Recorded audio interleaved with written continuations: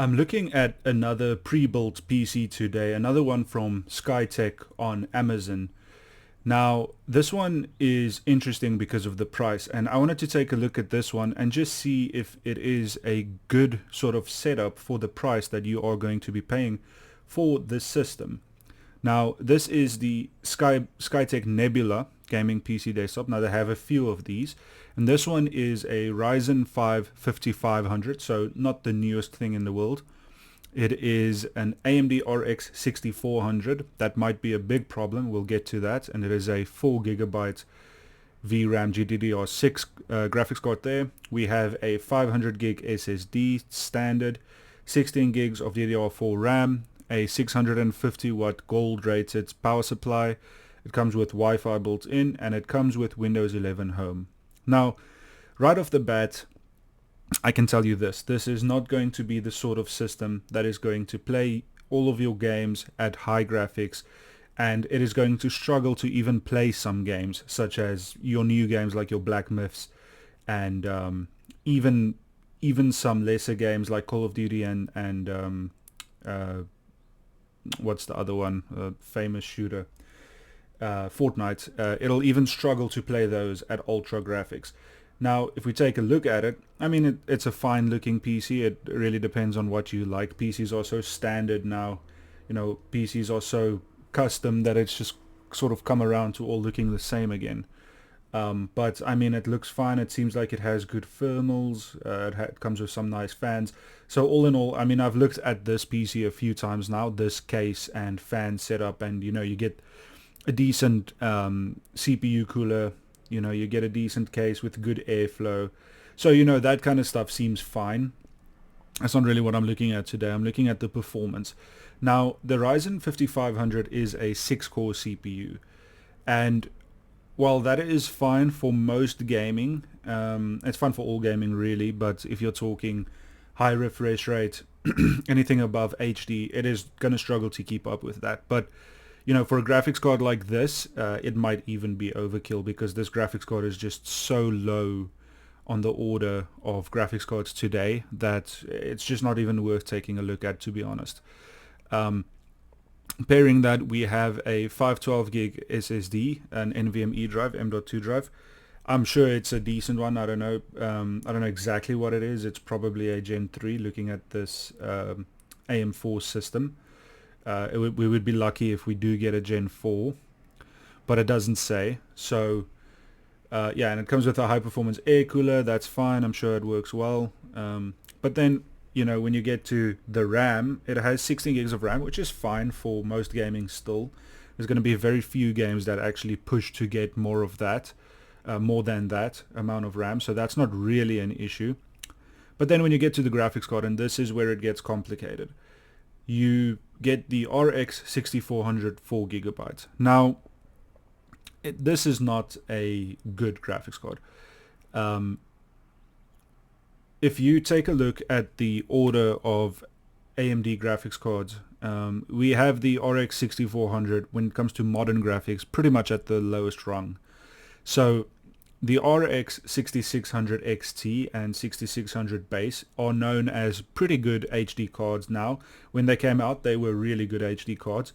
But now it's like they can play any game at high graphics at HD, but it's, you know, it's going to be a standard experience, sort of equivalent to a 1080 Ti. So that's the baseline for performance now. So even getting a 6500 XT is going to be a little bit rough. I mean, it's not like you can't play games. Well, even with this, you'll be able to play, I think, any game at HD, but some new games you're going to have to play at low settings.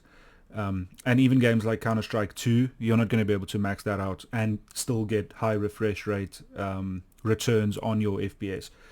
So it really depends on what you need out of a system, but the thing is, $650 is not a small amount of money for this. That's the problem. If this were $400, it would be a different story. So we know that this will play games at HD. Most games it'll probably just run at medium.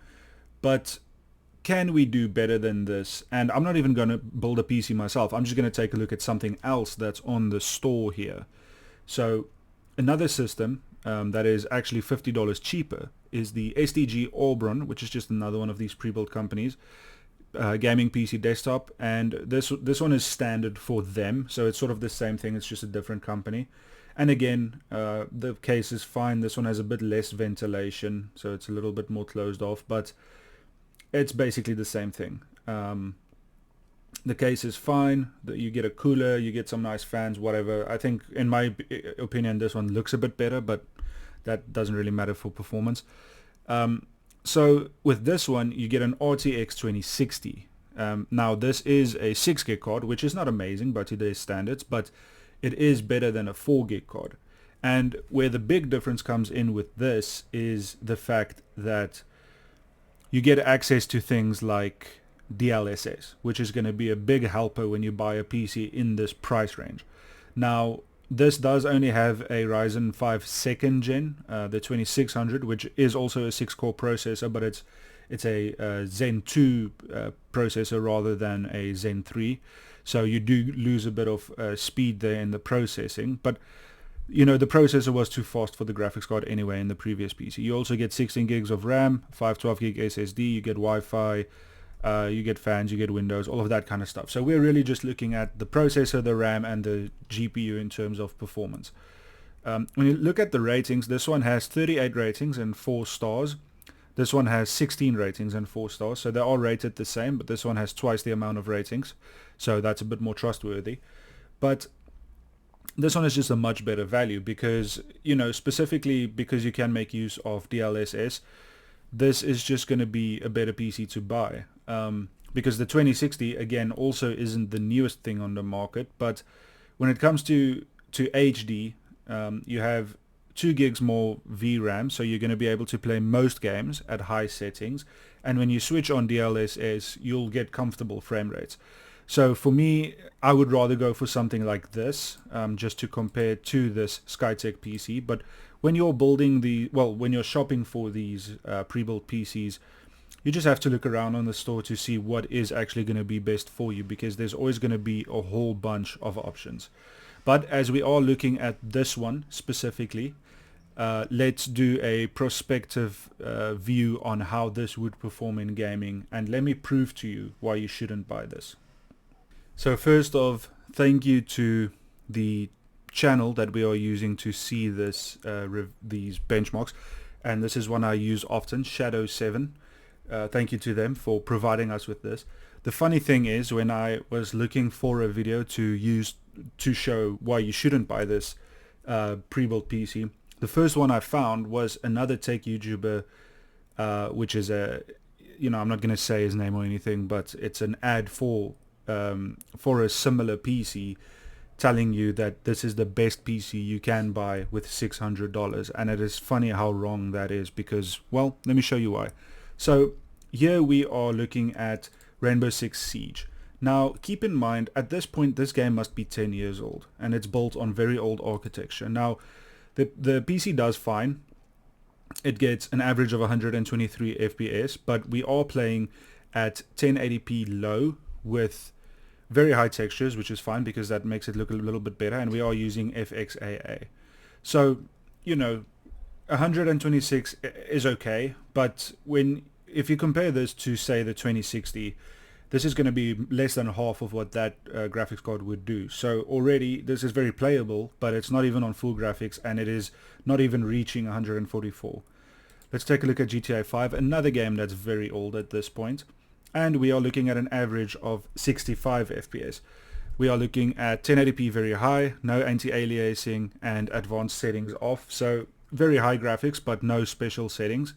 And we are looking at an average of 60 FPS, which is, in my opinion, for a game like this, the minimum that you can play on, because this game is, in some areas pretty fast-paced.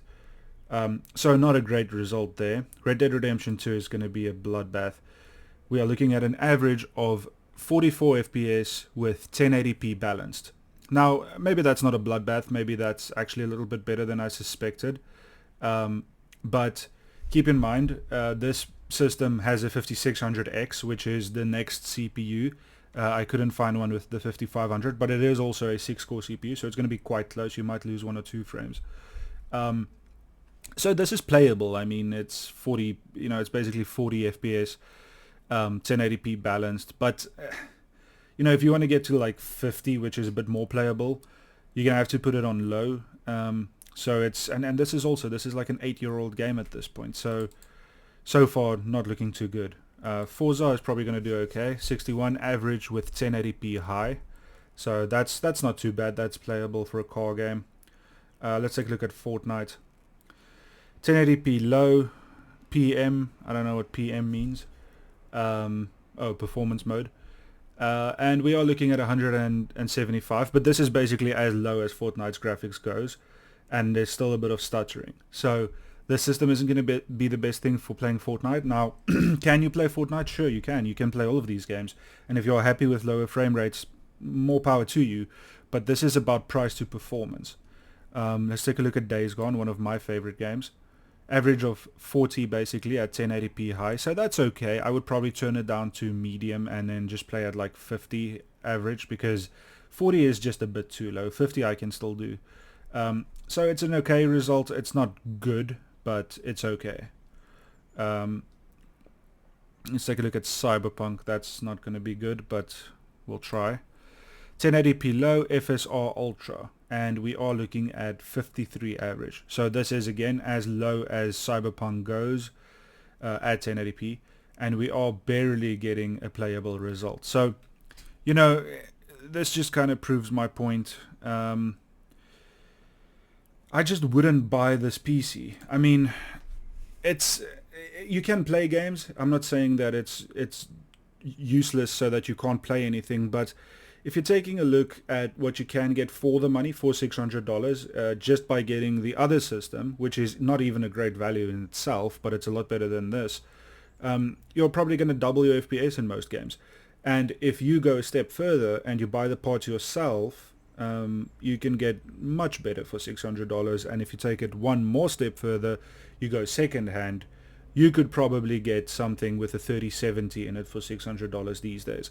So there's just no reason to be buying these PCs at this point in time in 2025. It's just the age of these kind of PCs have come and gone. They did well for a time, but I just don't see them really selling anymore unless they are able to target vulnerable people, which I guess they will do, or are doing. So for me, it's a no. I'm not impressed by this at all. I think there are much better systems to be built.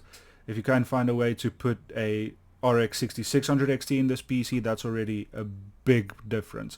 Now, if you do that new, that is going to be more expensive, but there's no real reason to buy pre-builts unless you have a massive value, some sort of deep discount. So yeah, that's going to be about it for the video. Thanks for watching, and I hope to see you in the next one. Cheers.